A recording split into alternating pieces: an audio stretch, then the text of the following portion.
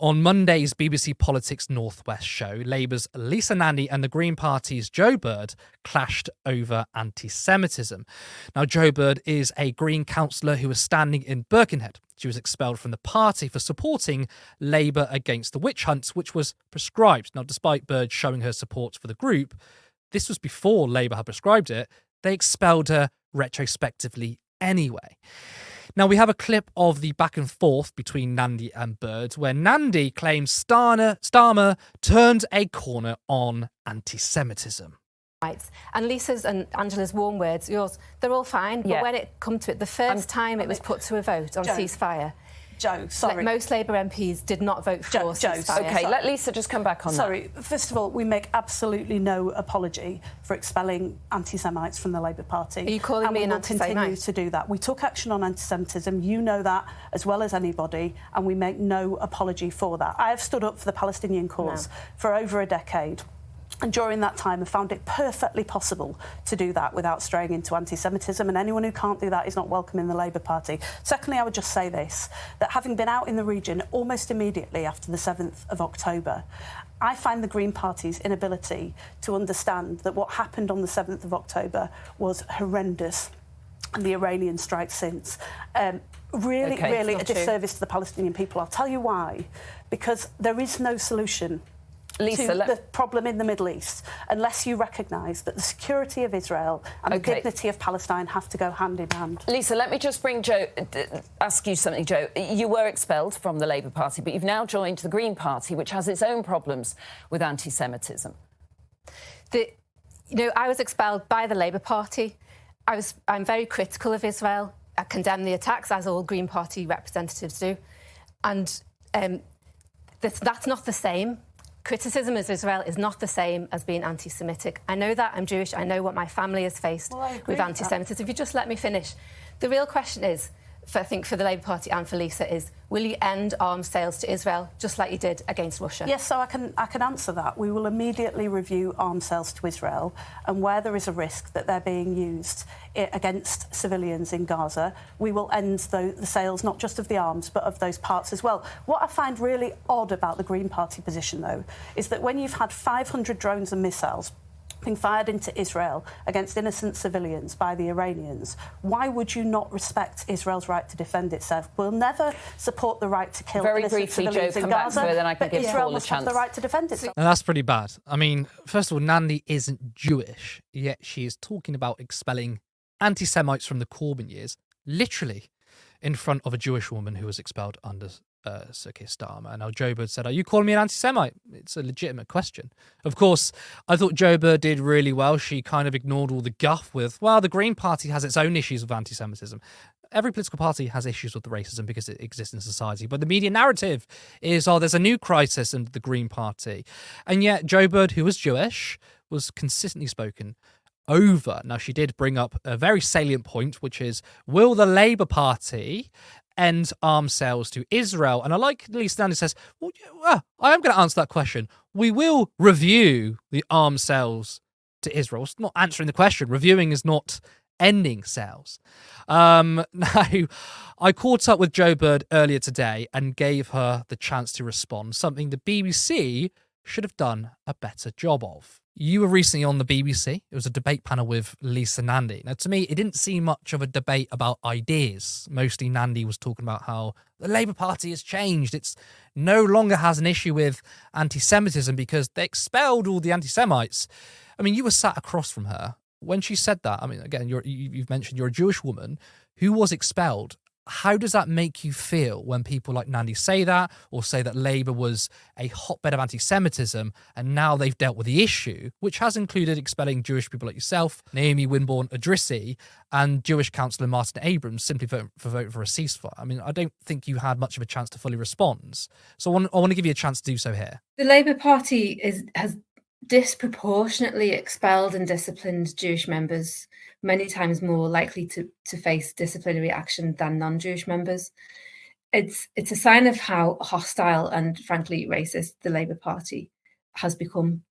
And the Labour MP made those comments immediately after I'd talked about my Jewish story, or part of it, which is that my Jewish great-grandparents were refugees They fled fascism in Eastern Europe and came to this country, and they raised their children and their grandchildren to always stand with the oppressed and never with the oppressor. And so those are the kind of principles that I am honoured to continue that tradition of expressing those kind of principles. And it was quite a shock at the time when the Labour Party turned into being quite hostile towards Jewish people like me, particularly under Keir Starmer's leadership. And that continues to this day. There's absolutely no apology. There's it's gotten worse, even as the Ford report has exposed. And it's not only Jewish people that are singled out, it's also Black people and other ethnic minorities and other kinds of minorities, LGBTQ people. Callum, I mean, that's pretty grotesque from Lisa Nandy, isn't it? Yeah, I mean, I think we shouldn't really be surprised anymore. I feel like we've come to expect nothing less, really, from the Labour Party.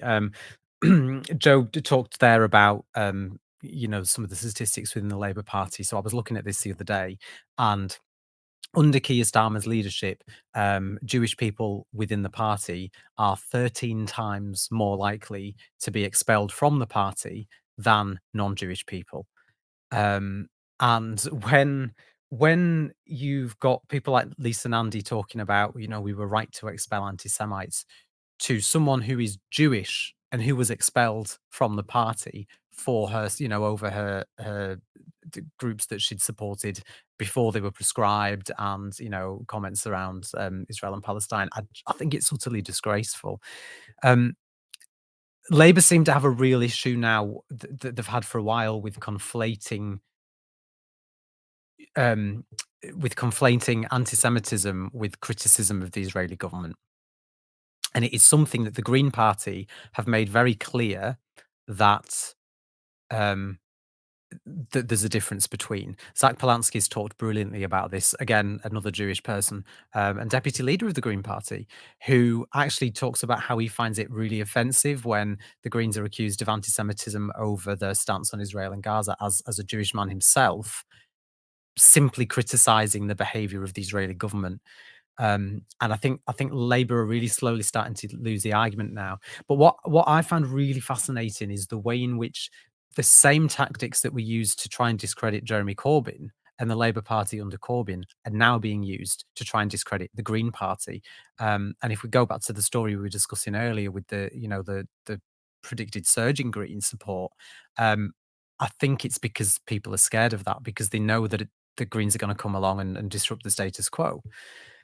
But yeah, look, like you said, every party has problems with racism of all kinds. It's the nature of being an organization that has a number of people in. There's always going to be people that have views that don't quite align with the parties. There's always going to be people that say and do things that are inappropriate. What's really important is that parties have, disciplinary and investigative situations in place where they can investigate comments that have been made, and they can make an independent decision as to whether they require expulsion from the party or not. And yes, there are a number of Green candidates who have had complaints made against them, and there are independent processes within the party that's been investigated. But on the whole, the party doesn't have any more of a problem with anti-Semitism than any other political party has, with the same. And I find it quite astonishing, in fact, that Lisa Nandy is so confidently able to sit on the sofa on BBC Politics next to Joe and imply, she didn't explicitly say it, but imply that a Jewish woman is an anti-Semite. It's just beyond belief. And people need to be very aware. I mean, these attacks against the Green Party hasn't existed since 2020 now. I think around 2021, 2022, a lot of people jumped ship to the Green Party as the alternative to Labour. And there wasn't really much of a story in the media about anti-Semitism has moved to the Greens, but suddenly they do brilliantly at the local level, and then it's everywhere. You have to look, every accusation is important to look into. Zach said the same thing. Joe was explaining to me earlier that they have a far more robust way of looking at individual cases, because they They look at cases individually. Now, it's funny when Starmer talks about processes. So, well, I mean, I should be independent and people should be independent of the processes. Well, he's absolutely not. We know he interferes with the processes all of the time. So, look, if you are expelling a lot of Jewish people in the name of anti-Semitism, I don't think you're doing anything about anti-Semitism. Now, we have... Go on. Well, no, I was just going to say it's almost... you know, I mean, I think Becca in your comments pointed this out earlier as well. You know, that it's almost anti-Semitic in and of itself, because you're putting that problem, like with Lisa Nandy, she's putting that onto a Jewish person as if it's somehow her responsibility, and it's like, well, it's not. And the way that the Labour Party have behaved towards the Jewish members, where, let's not forget the findings of the Ford report and the hierarchy of racism that exists, and the years of attacks against MPs like Diane Abbott, for example. We know that the Labour Party has a much bigger problem with racism. So, you know, it's a bit hypocritical of them to lecture anybody else on racism when they've got a huge history of it that extends much further than anti-Semitism. But yeah, I think it's just something that unfortunately we've come to expect from the Labour Party now. Hopefully they will realise that it's not appropriate and they'll sort things out. But I feel like they're going to keep going until they've ridded the party of not only the left, but it seems they don't particularly want certain Jewish members either.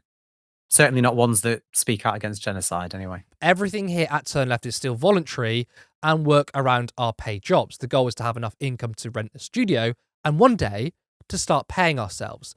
Now, you can help us get there by supporting Turn Left on Patreon for £3 or £5 per month at patreon.com/Turn Left Media. Now, the channel has grown significantly with exclusive interviews, including Jeremy Corbyn and political party leaders. I want to see Turn Left continue to grow as an independent socialist media. Please give this video a like and share it widely.